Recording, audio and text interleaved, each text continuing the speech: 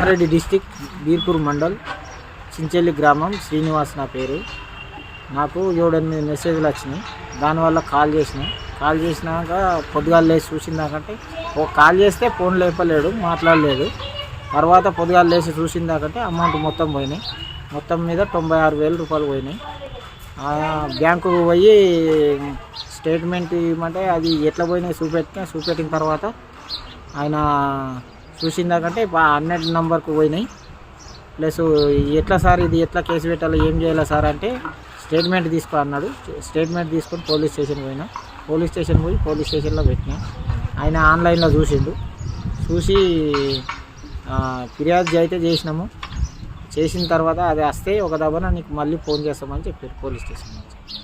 వరి డబ్బులు పడగానే అవి కొన్ని కట్టినాము. ఇంకా కొన్ని కట్టేది ఉంది, ఇంకా బాకులు కట్టేది ఉన్నాయి. ఏడ ఉండిపోయినాయి. ఈ బాకులు ఏడ కట్టాలి, ఎట్లా బతకాలి, మేము మందాగి చచ్చిపోయే టైం వచ్చింది ఇప్పుడు.